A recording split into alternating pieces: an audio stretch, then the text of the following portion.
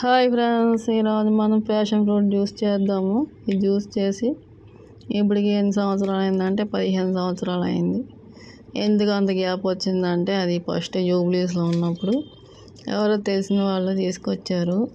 అప్పుడే ఫస్ట్ చూడడము, ఆ తర్వాత ఇది రెండోసారి. ఇంకప్పటి నుంచి చూడలేదు. కొండాపూర్ వచ్చిన తర్వాత ఇది రెండోసారి కాయలు చూస్తున్నాను.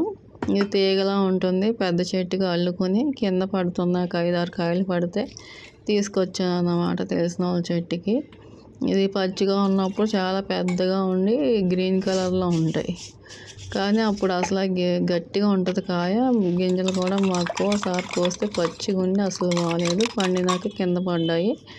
ఈ కాయలే జ్యూస్కి పనికి వస్తాయి. ఈ జ్యూస్ చేసుకొని 2 టేబుల్ స్పూన్ చక్కెర, కొద్దిగా సాల్ట్, నిమ్మరసం అన్నీ వేసుకొని జ్యూస్ చేసుకోవాలన్నమాట.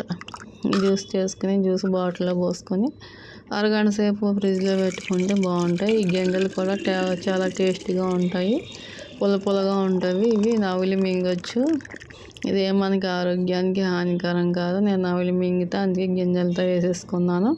మీకు నచ్చకపోతే గింజలు స్టైనర్తో వడకట్టుకొని తీసుకోండి. అంతే ఫ్రెండ్స్, అరగంట సేపు ఫ్రిడ్జ్లో పెడదాము.